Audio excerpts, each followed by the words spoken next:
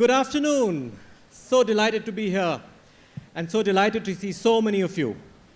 So this conversation is going to be like any of the conversations that we have at the Literature Festival, which is about stories.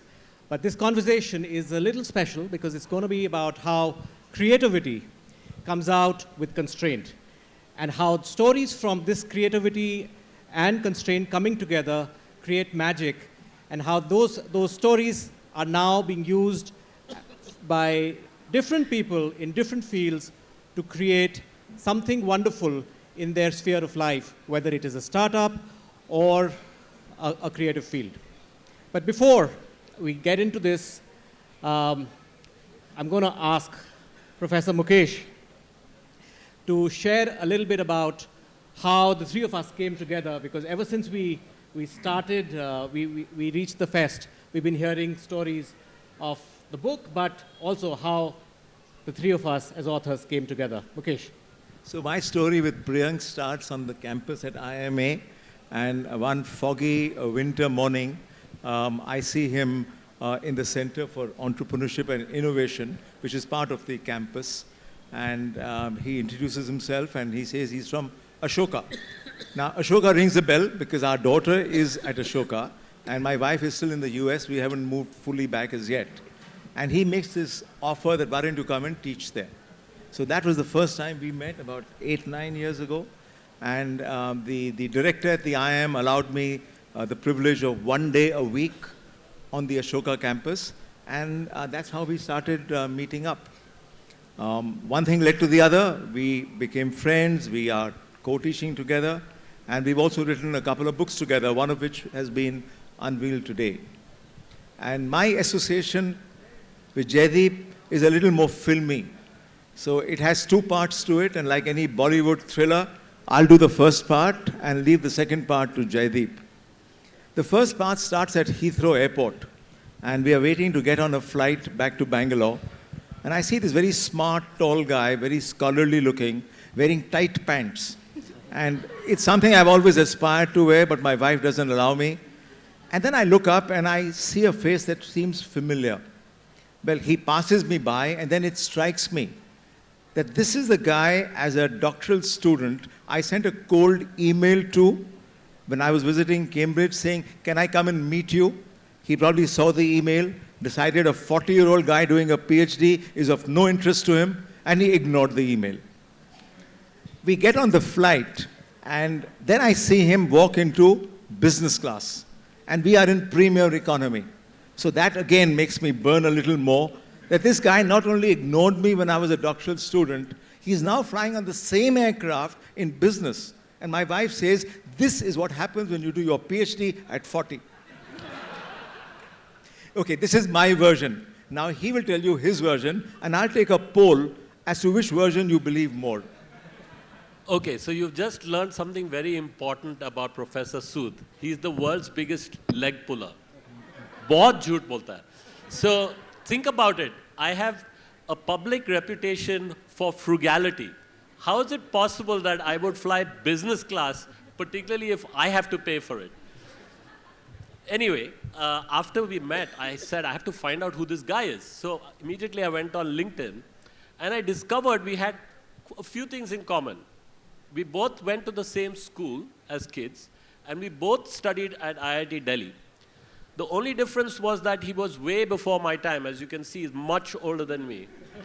But anyway, the other interesting thing was that we both knew Priyank, and we had both taught with him. So one thing led to another, and we started teaching a course at Ashoka on high-tech Jugaad. And we've taught now several cohorts of young students. And as we have done that, we have learned a lot about how to scale Jugaad, and a lot of that thinking and a lot of those stories are now in this book that we have just launched. Hang on. So I asked you that I'll take a poll. How many of you believe his story? Only 4 hands. How many of you believe my story? Woo! Thank you. No way. Okay, thank you. Thank you for sharing that. It's called Who's a Better Storyteller. So Jaideep, I'm going to ask you the first serious question, and this is really about your being known for getting the word Jugaad a good name. You've studied Jugaad and frugal innovation across the world for so many years. How's your journey been from Jugaad to Lean Spark?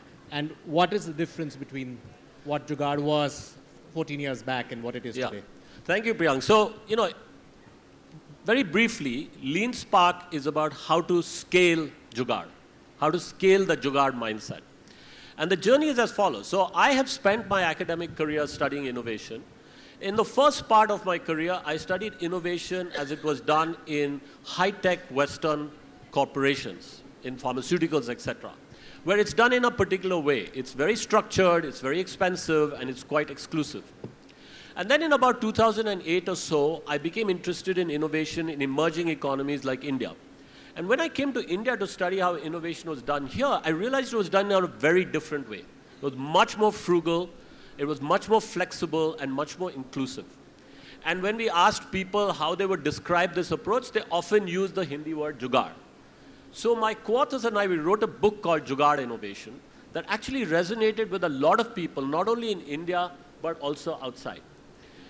And the book, in a way, tried to celebrate this Jugaad spirit of being able to do more with less and to be able to deal with constraints. But we were very aware that there were also some downsides to Jugaad, some limitations.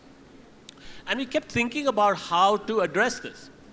So when we moved to starting the course that we taught together, we realized that people in India, across sectors, whether they were entrepreneurs or working in large organizations, including in the government, had started to figure out and actually master the ability to take some of the strengths of the Jugaad approach, the resourcefulness, the ingenuity, doing more with less, and counter some of the downsides, the quick fix, the shortcuts, the short-termism, and so on. So Lean Spark is the culmination of that thinking with a lot of stories, including some on the panel, which we'll hear more from. So where Jugaad is about improvisation, Lean Spark is about a much more deliberate way of thinking about scaling frugality. Where Jugaad is often short-term, Lean Spark is thinking long-term. And where Jugaad is often local, Lean Spark is about how to go global. Fantastic. Thank you, Jaideep. Thank you for explaining that. We have two people who've been featured in the book, Sahiba and Sanjoy. And they come with very interesting stories of how they have applied the version of Jugaad and innovation as Jaideep just explained. So Sanjay, I'm going to ask you to talk to us a little bit about this beautiful festival, how you used some very limited resources when you started, and how you've used the ideas of Lean Spark to really scale to this level where the 19th festival is of some eminence. We're part of the arts, so everything is lean and mean, as they say, and we have very limited resources when we started. The idea of starting Teamwork, Mohit, Premila, and I were all intact together, and Mohit, and then as I was about to get married, or rather when my wife decided we were to get married, my father-in-law asked me, so what do you do? And I said, oh, I do theater. So he said, no, meaning, what's your day job? So I said, no, I do theater, and I pay myself 1,000 rupees a month or whatever. And he said, so how are you going to support my daughter? And I said, your daughter is a manager in a big firm. She's supporting us. Didn't go down too well. And a friend of Mohit and ours, Bobby, who used to be, Bobby Bedi is a big producer, made Bandit Queen and The Rising, etc. Television had just opened up in India. And he had sort of got some slots on Doordarshan, our national carrier at that point of time. And because there were no television professionals, he came to people like us in the arts to say, will you produce or direct something? So I did, as we got closer to the wedding. And Mohit then left what he was doing, which was creating something called Uncle Chips. And what was the other one? The Cracks and Uncle Chips. And he created an advertising firm as part of this. And then one day he sort of came into the room and said, I think we should set up a company. So I said, okay, good idea. Can we employ all our people in theater in that company? Because then that solves the problem, both for theater people as well as, finding people to do this. That's how Teamwork began. in this very nascent way, Rituraj sadly is no more, Deepika Deshpande Amin, who went on to become an actor, and Charu Sharma, who's a producer. And five of us really in those early days had to create work with very little. Every channel, Priyank, as you know, in those days lived off their producers. It's not that they were paying, unlike now where Netflix and Amazon pay big money. They used to pay us little or nothing and then not pay us for months on end because they too were fledgling organizations like ZTV and LTV and BITV and whatever else. And in 1995, two of our colleagues, Manika and Sharupa, who's our producer of the Jaipur Literature Festival, they came to us one day and said, listen, we're brain dead, we can't do this anymore. We were doing 13 or 14 daily soap operas, game shows, Tolmail Ke Bol, Newsline, so on and so forth. And Mohit and I sort of looked at each other and said, okay, if you don't want to do it, let's forget it. We'll go back to the arts. Mohit, Kanika, and Val had anyway started Friends of Music, which was very successful. And so we did the same in theater and dance. And we had all of this content. And, you know, I was traveling, and every time I traveled, I never saw anything from India mainstream. And we set up our first platform in Edinburgh in 2001. And as they say, ek baar wo safed chhap lag jata hai na, then the rest is history. So we set up office in Singapore. And as part of that, Faith and John Singh from Jaipur came out to Edinburgh to see what we were doing, got enamored at the fact that everything at the Edinburgh Festival happened in built heritage, repurposed spaces. And they said, this is what you need to come and do in Jaipur. We didn't want to run the big festival because we didn't understand Jaipur and its politics. But we helped them set it up. We produced a few stuff. Within that, there was a small literature segment with Willie and Namita used to program. And then when that festival went south, she came and said, you can't let your baby die. You must take it over. So that's when we said, you keep your festival. We'll split the literature program, made it into the Jaipur Literature Festival. And it was a cold winter morning 19 years ago, Darbar Hall in Diggy Palace, which had 3 rooms that they used to rent out at 750 rupees a night. I came down and I said, so how many chairs do we have in the Darbar Hall? They said 230. I said, 230, take out 100. Who in Jaipur will come for a literature festival? Are you nuts? But people came, it grew. We had very little resources. When we first began, I think our then sponsor, DSC, gave us 75 lakhs or something. We raised a couple of more racks. And that's how we started this in this very infancy. And then we grew. And I think the interesting thing, Priyank, is that H.S. Narula, who owned DSC, the guys who built the Delhi-Gurgaon highway at that point of time, he was very clear in the first year that this would be a huge success. And he said, I want a 10-year contract that I'm going to be the sponsor. So can you imagine, by the 3rd year, we had way outgrown everything. We had to go back and say, can we cancel the contract? We can't continue doing what we do in the kind of money that we've agreed to. So we had to back out of the contract and then move forward. So in the arts, you know, it's not about Jugaad. It's more passion, innovation. It's about thinking about how you can do something without necessarily even touching your bank balance. How do you do things creatively in ways that are interesting? And just to finish that up, for those of you who've been to the front lawn and to, where are the kites? In Surya Mahal, all of that and the puppets you saw in the beginning are made by children, alumni of the Salam Balak Trust program, something that I helped set up. Mohit was involved with 37 years ago. These are kids who had run away from home. Today they are incredibly amazing, and they're the ones who've created this stuff. So again, from nothing, you've created something.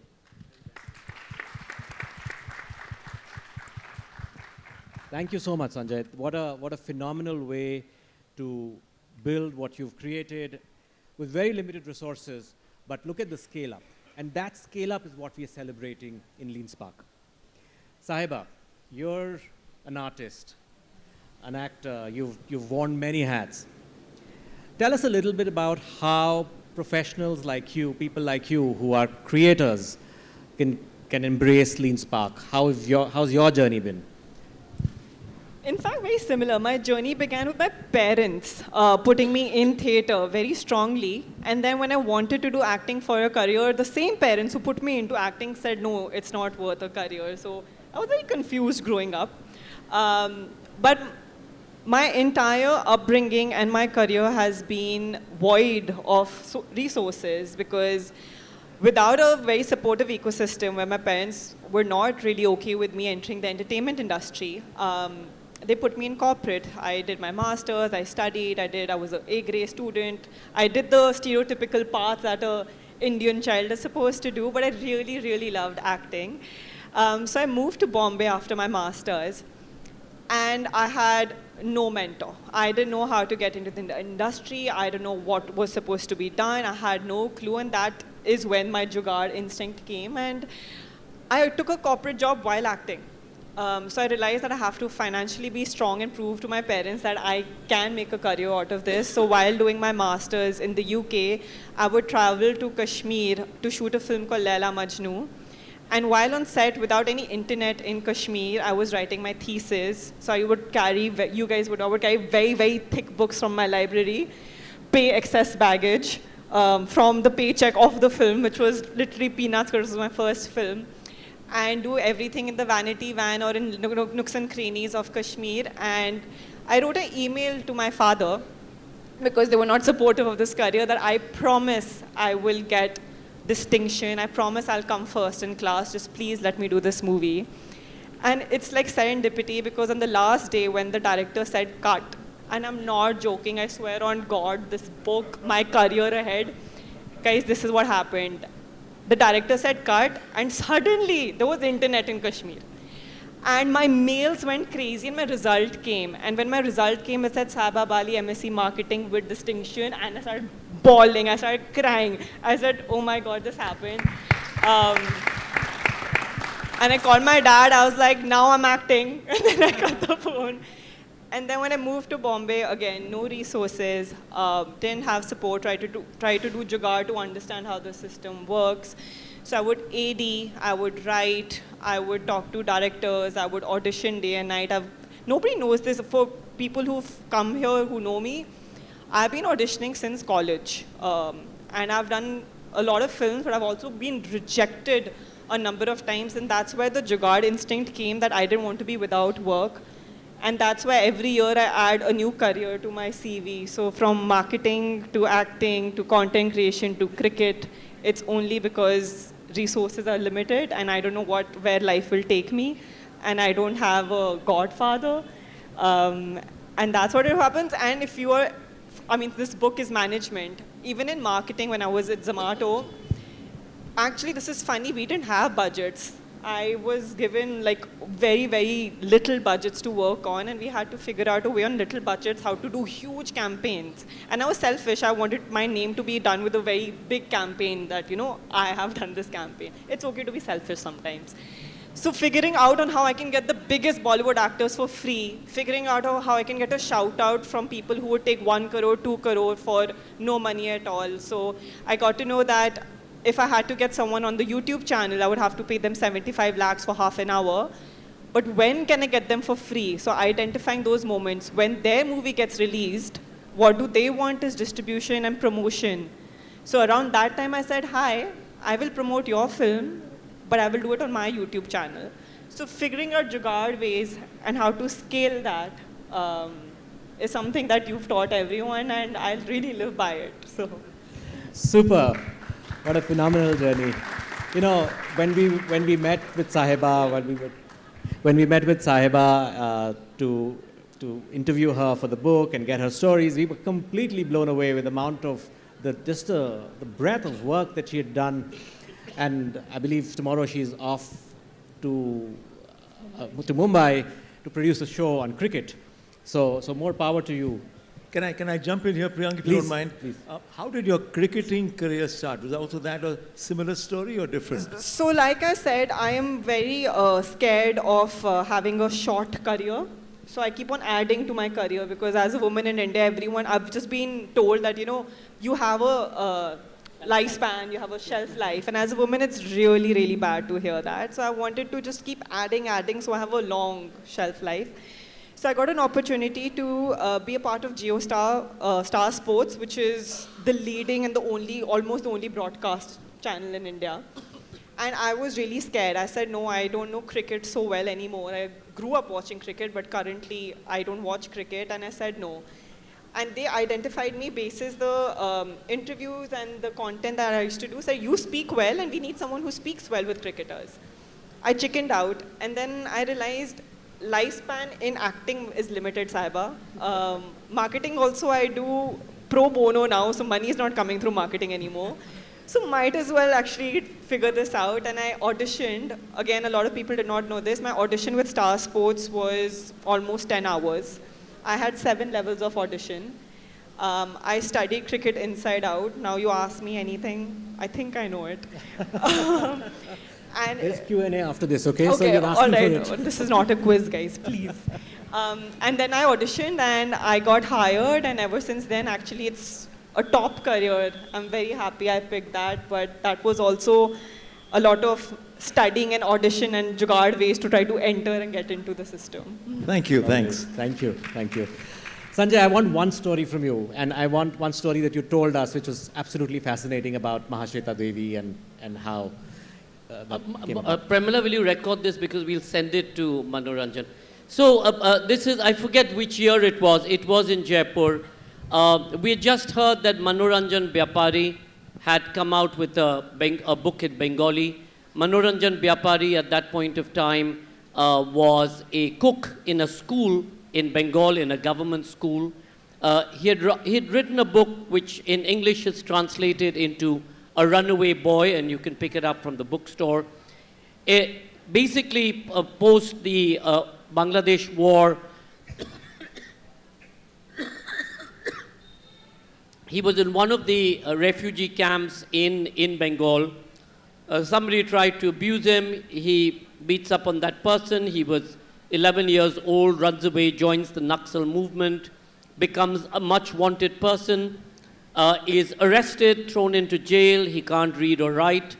In jail, the superintendent of the jail, because he's got a 20-year sentence that he has to play through, in that period, he learns to write using a stick, and in the dust in the courtyard, the superintendent has taken a shine to him, gets him to try and start reading books. He reads about 200 books when he's in jail, doesn't get shot in an encounter, gets released from jail, and a part of his rehabilitation program is he's given a rickshaw.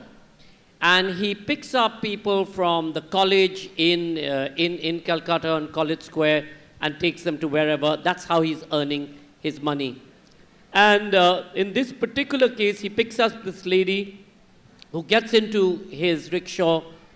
She looks like a professor. He asks her the meaning of a particular word in Bengali, a very difficult word.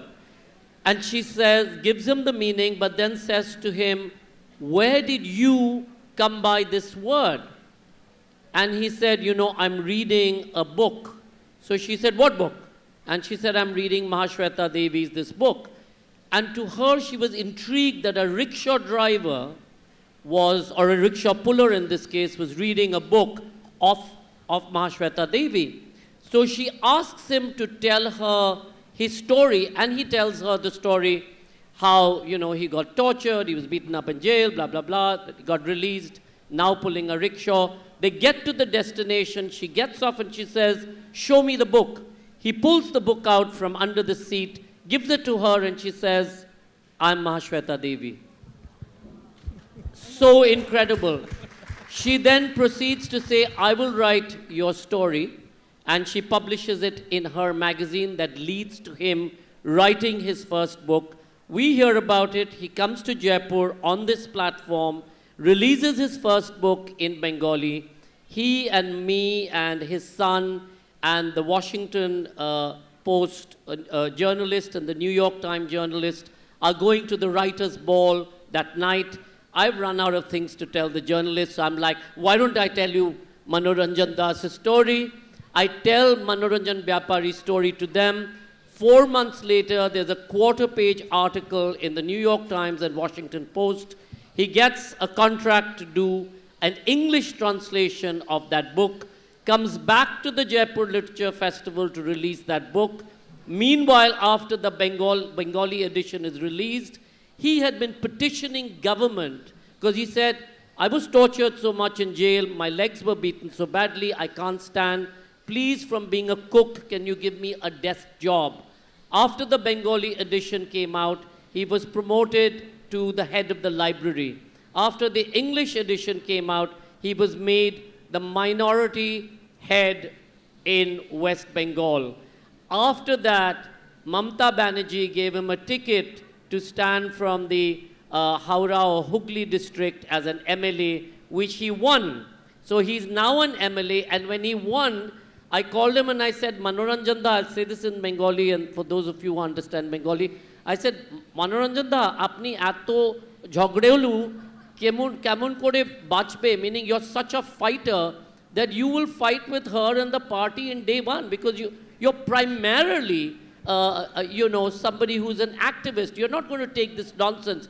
And he said, yes, I will fight. I said, no, you don't fight. You just, and ever since then he tries to resign every now and then, but he continues to be an MLA, he continues to write, and that is an amazing story of what literature, books, and stories, how transformative these can be, both for an individual as well for people at large.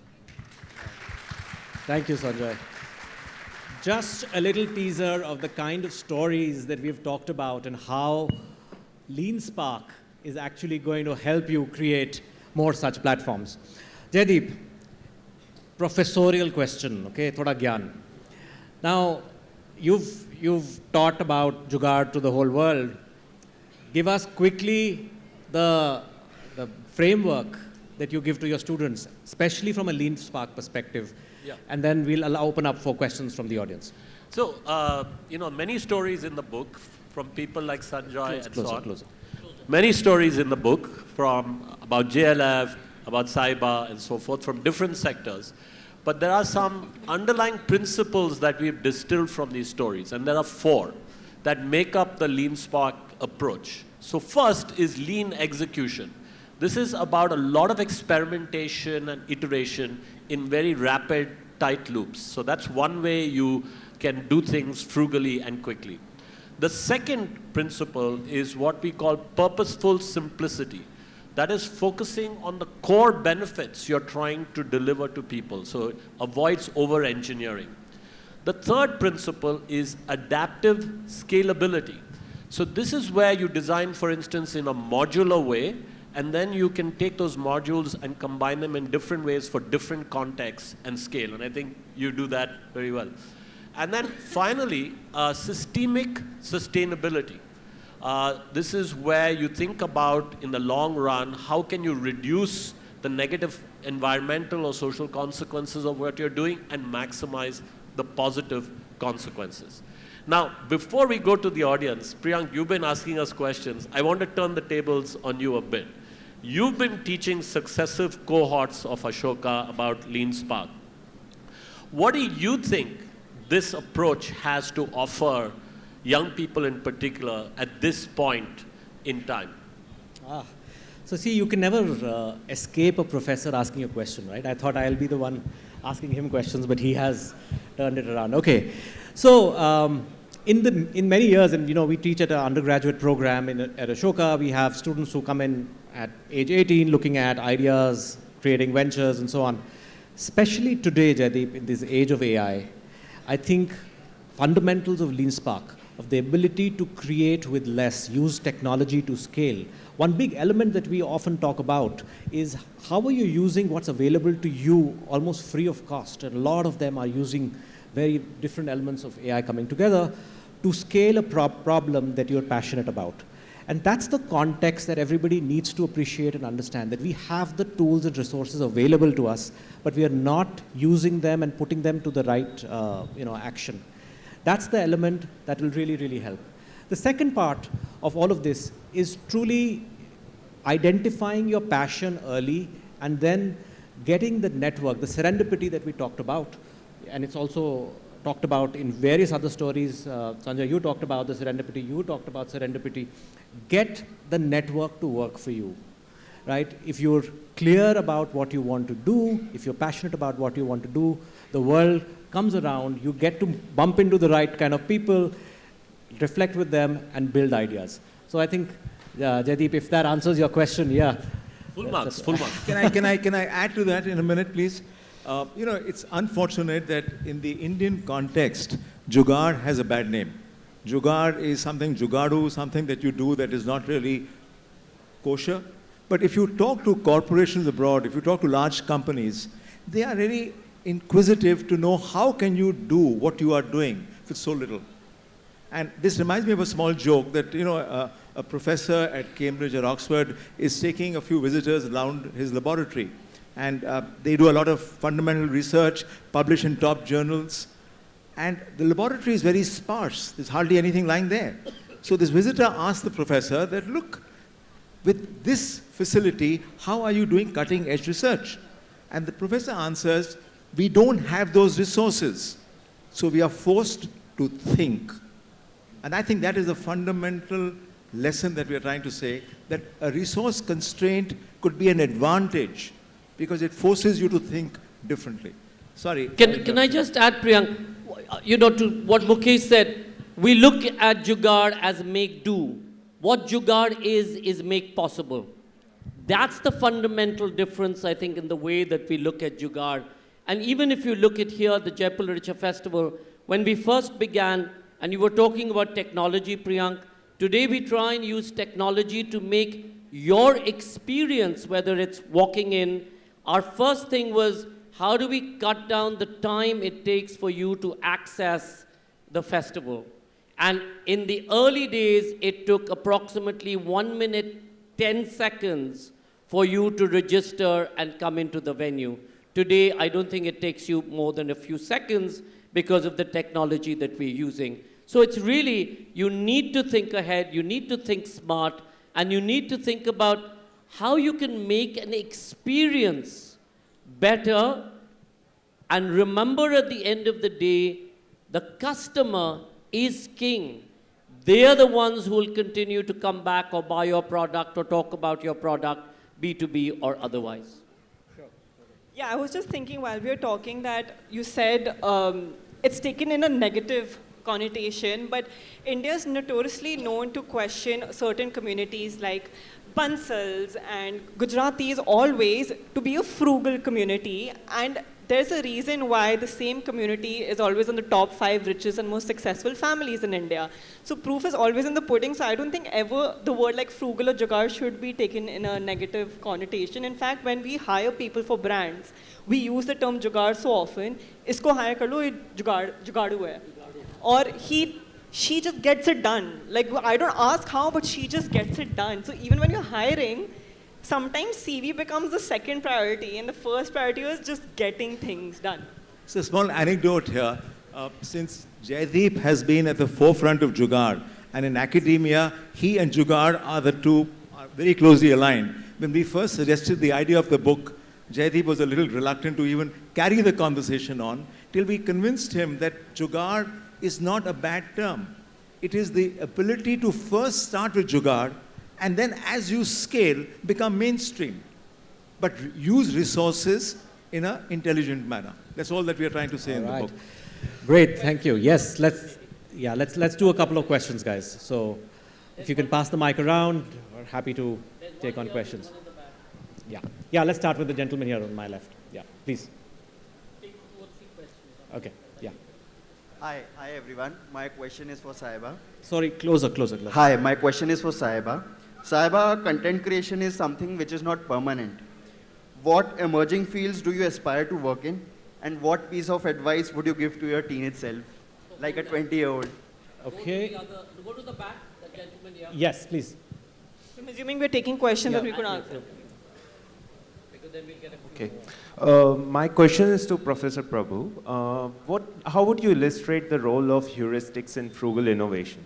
I'm a researcher as well in science policy. So How would you restrict? how would you illustrate Illustrate. the role of heuristics in frugal innovation? Yes. And there's one more here in front. Put your hand up. Yes, please, go ahead.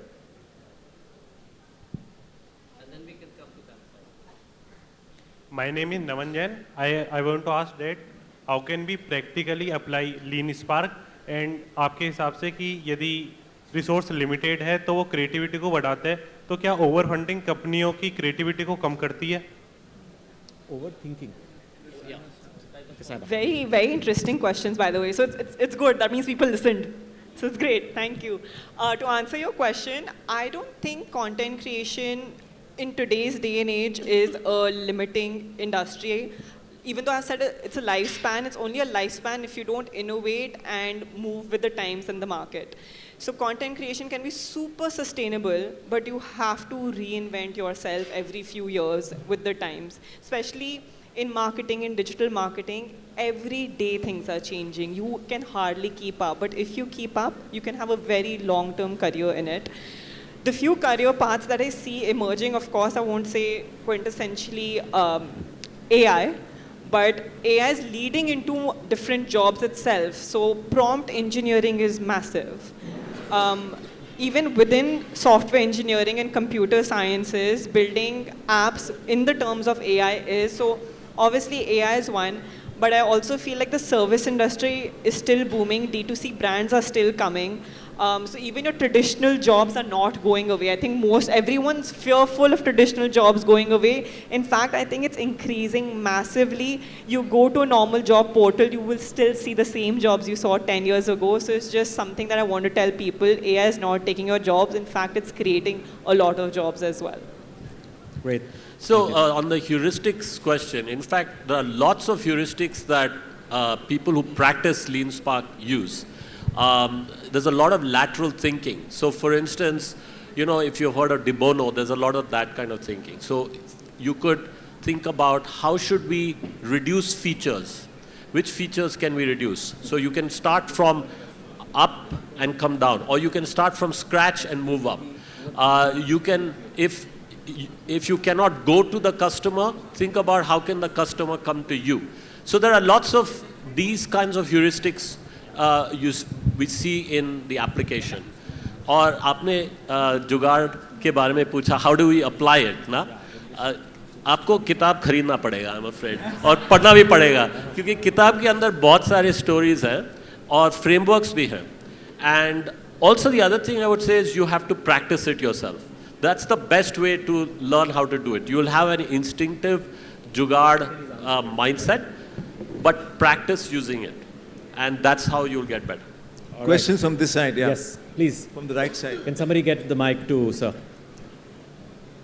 And a mic at the back also, please. We are running short of time. The lady at the back. Okay. Can you hear me? Yeah. Yes, go ahead, sir. Go ahead. Okay. Please. So, devil's advocate question. So, in a country where bridges keep collapsing every now and then, killing people, trains keep running into each other, and so on and so forth, you know the list. Aren't we just, you know, sort of overrating Jugaad? Because when you investigate, you will find there was some Jugaad at the back end which led to that train crash or to that. I think the Jugaad at the back end was those poor people who'd been given the contract having to pay a large part of the contract back to the people who'd given them the money to build the bridges and run the trains. So this is not about Jugaad. This is about corruption, I suspect. But don't quote me on this. And if you do, the Lit Fest next year may not be held. So be careful. Go ahead, ma'am. Go ahead. Please go ahead. Please go ahead with your question. My question is, how do you draw the line between Jugaad and exploitation, especially when you're thinking about in a resource-constrained sort of business setup? Jugaad and exploitation, Jaideep. So a great question, and actually even the previous question. First of all, we have to be honest with ourselves about the downsides of Jugaad, and that's precisely what we've been trying to do now with successive generations of students, and which has now culminated in this book. How can we, the question for us is, how can we use the best things about Jugaad, which is the resourcefulness, which is about the frugality, without also then falling prey to the downsides. Now that's not trivial, and this is where Lean Spark is about how we go from improvisation, short-term quick fixes, shortcuts, to something that's much more sustainable and long-term. But I think if we can do that, and we see lots of evidence of that happening in India now at scale, if we can do that, we will solve a lot of our own problems. We'll be able to achieve inclusive growth in India, but we will also be able to take those solutions elsewhere, not only to the developing world, but also to the developed world that also faces some of these resource constraints. Any last question, guys? Yes, yes, sir.